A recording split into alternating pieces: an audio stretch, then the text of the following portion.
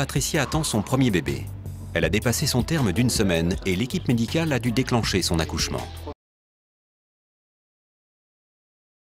Donc en fait, on voulait me déclencher à J+4 et du coup j'ai refusé. Tout allait très bien. C'est juste un problème de dépassement de terme. Mais c'est vrai que ce parcours il était assez compliqué.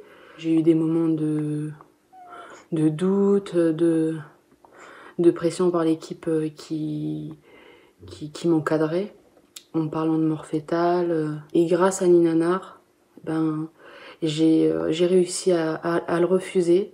Et du coup, j'ai fini par accoucher à 42 SA plus 6. Cela fait 15 heures qu'elle et son mari Thierry attendent que les hormones agissent. Patricia voulait se passer de la péridurale, mais elle est soudain confrontée à la réalité de ses premières contractions.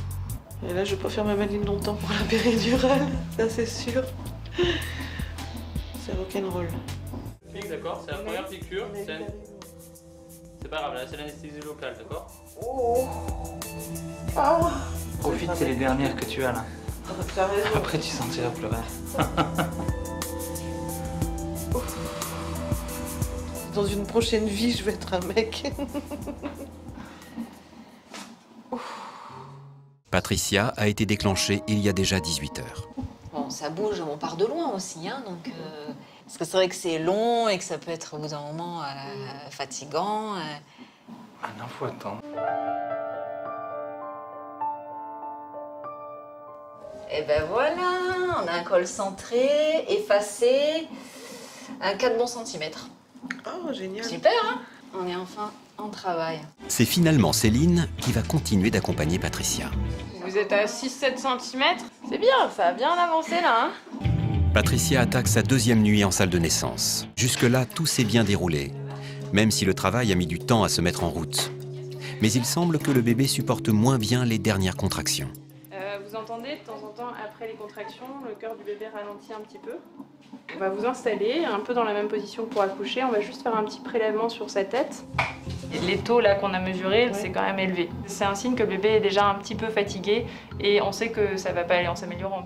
Là, le problème, c'est que le bébé il est encore haut, donc il appuie pas beaucoup sur le col et qu'il lui reste beaucoup de chemin à faire en fait. Donc là, au vu du taux qu'on a, voilà, je vous dis, si on pense qu'il reste qu'1 heure, on aurait pu se donner un peu de temps, mais là, il y en a quand même pour quelques heures et à mon avis, il va pas supporter. Ça avait bougé de 4 à 6 en une demi-heure. Bah ouais, Et puis après, pouf, on y croyait. il vaut mieux faire la césarienne maintenant plutôt que de la faire quand il ira pas bien. D'accord. Hop. Aussitôt, Patricia est conduite au bloc opératoire. Comme elle est déjà sous anesthésie péridurale, il suffit de lui réinjecter une dose de médicaments plus forte pour la césarienne. En à peine 10 minutes, l'équipe peut sortir le bébé. Un petit garçon prénommé Lenny qui s'était enroulé son cordon autour du cou. C'était fait un petit collier en fait, hein. C'est ce qui explique en partie pourquoi son rythme cardiaque ralentissait pendant les contractions. Les bébés qui s'étranglent avec leur cordon, parlez-moi de ça. Parce que j'en ai plein qui disent heureusement que j'ai accouché à la maternité, il est sorti avec un tour de cordon, il serait mort à la maison. Ça, on apprend ça dans les études à dire ça en fait, hein, c'est ça.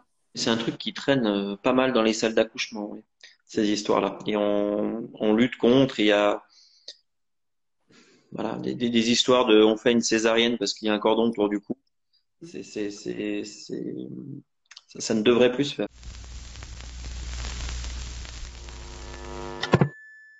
C'est un film que je recommande à mes patientes, effectivement. C'est vraiment un film qu'il faut aller regarder.